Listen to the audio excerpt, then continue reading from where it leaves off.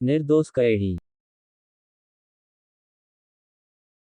Jail के फाटक पर पहुंचकर ड्राइवर ने कार रोक दी। मैं ड्राइवर को गाड़ी पार्क करने को कहकर जेल के ऑफिस का पता करता हूं। एक बड़ी बड़ी मूंछों वाला सिपाही मुझे जेल के ऑफिस तक ले जाता है। सिपाही पूछता है, साहब जेलर साहब से क्या काम है? मैं जूनियर सिविल जज हूं, कोर्ट के आदेश से यहां आया हूं, मैं उसे संक्षिप्त सा उत्तर देता हूं। ऑफिस के बाहर बड़ी सी नेम प्लेट लगी थी, S Rathore, superintendent district jail. मैं सिपाही द्वारा कोर्ट का आदेश पत्र अंदर भिजवाता हूं। थोड़ी देर बाद ही सिपाही अदब से मुझे अंदर ले जाता है। मी राठौर गर्मजोशी से मेरा स्वागत करते हुए कहते हैं, वेलकम मिस्टर खन्ना, आने में कोई कठिनाई तो नहीं हुई? धन्यवाद देते हुए मैं एक कुर्सी खींचकर बैठ जाता हूं। जेलर राठौर की उम्र 57-58 वर्ष के आसपास, अधब के केश, रोबीला चेहरा, किंतु चेहरे पर थिरकती मोहक मुस्कान बयां करती है कि संभवतः इस व्यक्ति ने अपराध के कैक्टस भरे वातावरण में कोमल पुष्पों को जतन से जीवित रखा है। मिस्टर राठौर, कोर्ट के आदेश पत्र देखकर आप मेरे यहां आने का उद्देश्य समझ ही गए होंगे, मैंने कहा। राठौर ने स्वीकृति में अपना सिर हिलाया। मैंने पुनः कहा, इससे पहले कि मैं हत्या के जुर्म की सजा काट रही जेल की कैदी बिंदिया से मिलूं, मैं चाहूंगा कि आप उसकी पृष्ठभूमि के बारे में कुछ बतलाएं।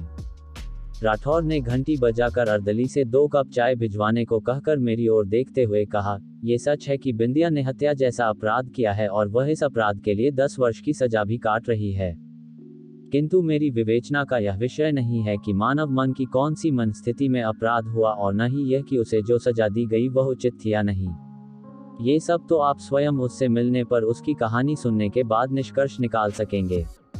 किंतु जेल में आने के 3 महीने बाद उसने जो एक लड़के को जन्म दिया, जो जेल के आपराधिक वातावरण में अपने बचपन के 4 वर्ष पूरे कर चुका है, वह बच्चा किस अपराध की सजा काटने को बाध्य है? यदि यह एक आपराधिक मां के गर्भ से पैदा होने की सजा है तो इस सजा के औचित्य के लिए कौन दोषी है? दोष तो किसी का नहीं है, शायद कुछ परिस्थितियां ऐसी होती हैं कि हम चाहकर भी कुछ नहीं कर पाते, मैंने अपना तर्क दिया। राठौर जी ने मेरे तर्क पर गौर किए बिना ही अपनी बात चालू रखी, मेरी जेल में ही ऐसे 3 बच्चे हैं तो भारत की विभिन्न जेलों में न जाने ऐसे कितने बच्चे होंगे जिनके अबोध मस्तिष्क को अपराध का खाद पानी मिल रहा है। मैं जब ऐसे बच्चों के भोले चेहरे देखता हूं तो देखकर सहम जाता हूं कि यह भोले चेहरे भविष्य में कैसे क्रूर बन जाएंगे। राठौर जी, मैं आपकी भावना एवं विचारों से पूर्ण रूप से सहमत हूं, किंतु मैं यहाँ बिंदिया नाम के कैदी से मिलने आया हूँ। बिंदिया के अच्छे चाल चलन के संदर्भ में आपने उसकी सजा माफ हेतु जो सिफारिशी पत्र लिखे हैं, उसी की इंक्वायरी के लिए न्यायालय ने मुझे अधिकृत किया है, मैंने संदर्भ बदलते हुए कहा। राठौर जी ने घंटी बजाई तथा एक सिपाही के आने पर कहा, बिंदिया कैदी नंबर 175 को आगंतुक कक्ष में आने को कहो। खन्ना साहब कोर्ट से आए हैं, बिंदिया से कुछ बात करेंगे। सिपाही के जाने पर राठौर जी ने कुर्सी से उठते हुए कहा, चलिए आपको आगंतुक कक्ष तक छोड़ाऊं। जेल की ऊंची दीवार पर कांटेदार तारों की बाड़ लगी थी। दीवार से सटा एक कमरा था, जिसका एक दरवाजा जेल के अंदर खुलता था तथा दूसरा दरवाजा बाहर खुलता था। ये छोटा सादा कमरा ही आगंतुक कक्ष था। कमरे की एक दीवार पर गांधी जी की तस्वीर लगी थी तथा बाकी 2 दीवारों पर सूक्तियां लिखी थीं। कुछ कुर्सियों और एक मेज के अतिरिक्त कमरे में कुछ नहीं था। मैं एक कुर्सी पर बैठकर कैदी नंबर 175 की प्रतीक्षा करता हूँ। सामाजिक आचार संहिता को खंडित करने वालों को समाज से अलग करने की व्यवस्था का नाम है जेल। यहाँ लोगों की पहचान उनके नाम से नहीं वरन एक संख्या से होती है, कैदी नंबर 175। दरवाजा खुलने से मेरी तंद्रा भंग होती है। 22-23 साल की एक युवती सकुचाई सी दरवाजे से कमरे में प्रविष्ट होती है। दरमियाना कद, गेहुआ रंग, भूरी आंखें, उलझे बेतरतीब बाल, नीली किनारी की सफेद सूती धोती के अंदर एक सुडौल काया उसके आकर्षण की कहानी बयान करती थी। नमस्ते साहब जी, वह हाथ जोड़कर कहती है। उसका पल्लू पकड़े शर्माया सा एक छोटा लड़का भी साथ था, दुबला पतला, किंतु माँ की ही तरह बड़ी बड़ी आंखें। मैं उससे बच्चे का नाम पूछता हूँ। गोलू नाम है इसका। गोलू साहब जी को नमस्ते कहो। वह पल्लू की ओट में छिपे बच्चे को मेरे सामने खींचती है। बच्चा झिझकता सा हाथ जोड़ देता है। बिंदिया नाम है न तुम्हारा, जेलर साहब ने बतलाया, मैं उससे कहता हूँ तथा उसे कुर्सी पर बैठने का इशारा करता हूँ। वह फर्श पर बैठने का प्रयास करती है। नहीं नहीं, तुम इस कुर्सी पर बैठो, मैं आदेश देता हूँ। नहीं साहब, हम यहीं ठीक है, कहते हुए वह मेरे सामने फर्श पर बैठ जाती है। बच्चा भी उसके पीछे दुबक कर बैठ जाता है। बहुत शर्मीला है तुम्हारा गोलू, मैंने मुस्कुराकर बच्चे की तरफ देखते हुए कहा। नहीं साहब, ये तो आपके सामने शर्मा रहा है, वरना ये तो दिन भर जेल में धमा चौकड़ी मचाए रहता है, बिंदिया ने लाड़ जताते हुए कहा। बिंदिया, क्या कभी तुमने गोलू के भविष्य के बारे में सोचा है? मैंने थोड़ा गंभीर होते हुए पूछा। नहीं साहब, हमने सोचना छोड़ दिया है। सोचने से दुख के अलावा कुछ हासिल नहीं होता। और फिर हम अपने बारे में क्यों सोचे? राम जी हैं न, वही सोचेंगे हमारे और गोलू के बारे में। मैं सोच में पड़ जाता हूँ कि कितनी सहजता से सुखी रहने का सरल सूत्र दे गई है ये ग्रामीण वाला। भविष्य के चिंता की सोच ही तो सारे तनाव एवं आशंकाओं की जननी है। माना कि तुम्हें भविष्य की कोई चिंता नहीं, पर तुम्हारा वर्तमान मैं देख ही रहा हूँ। किंतु विगत में जो घटित हुआ, जिसके कारण आज तुम जेल में हो, क्या उसका दुख या पश्चाताप है तुम्हें? मैंने पूछा। हालात और होनी पर हमारा कोई बस नहीं, जो होना है वह तो होगा ही। किंतु मैंने जो किया उसका न मुझे कोई दुख है और न पश्चाताप, उसने निर्भीकतापूर्वक कहा। देखो बिंदिया, कोर्ट के आदेश से यहाँ मैं तुमसे मिलने और तुम्हारी आपबीती सुनने आया हूँ।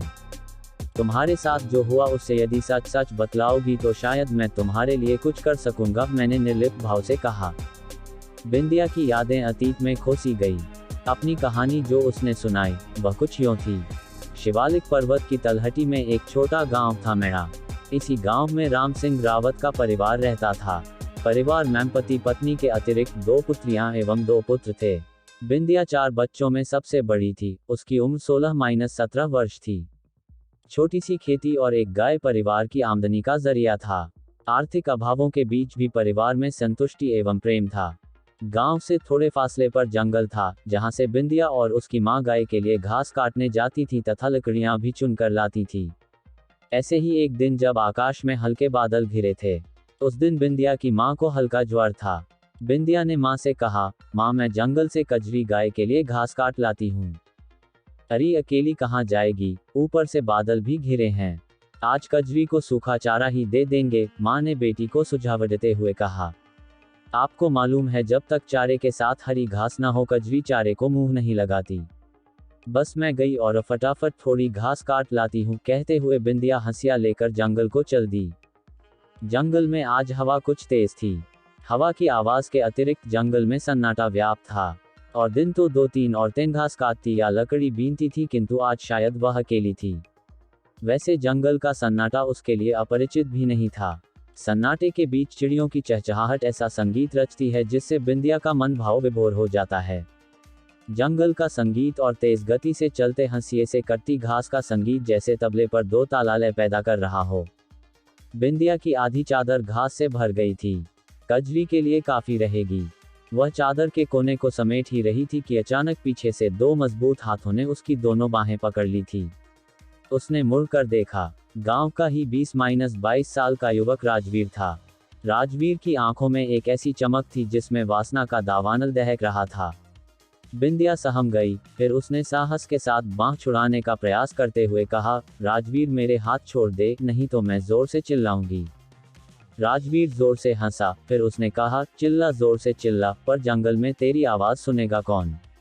ये कहते हुए राजवीर ने बिंदिया को घास पर गिरा दिया। गिरने के बाद बिंदिया ने नाखूनों से राजवीर का मुंह खरोंच लिया। राजवीर क्रोध में उत्तेजित होकर ज्यादा हिंसक हो गया।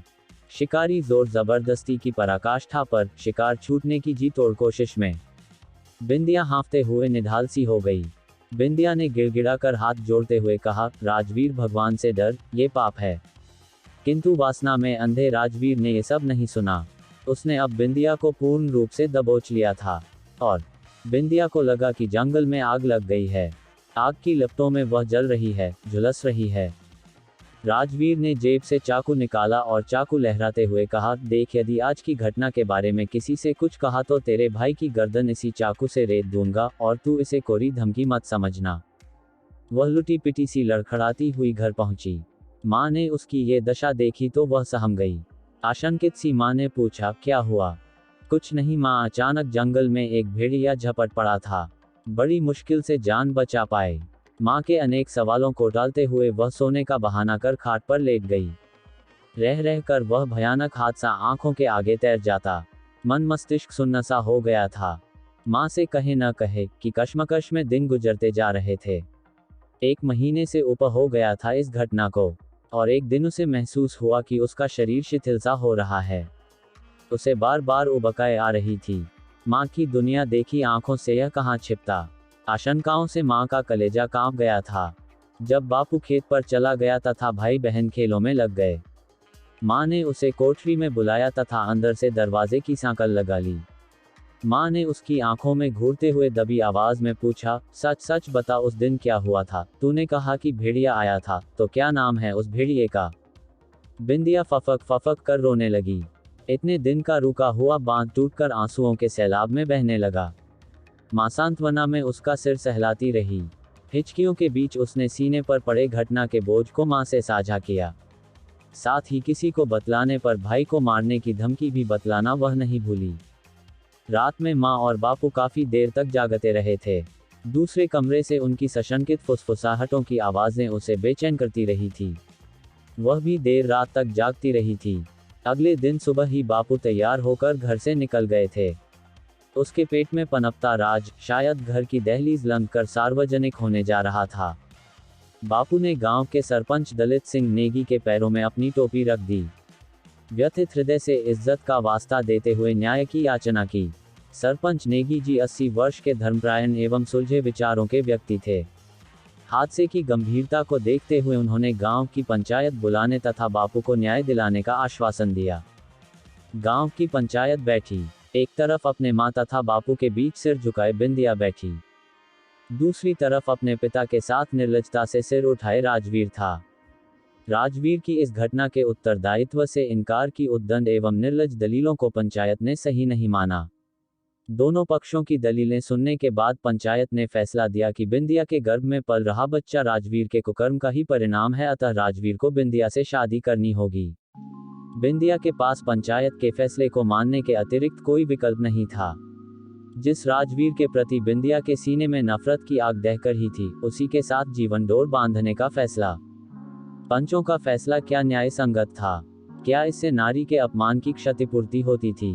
संभवतः पंचायत का यह फैसला नारी के मान अपमान की परिधि के परे आने वाले शिशु को कुल नाम देने के परिप्रेक्ष्य में था।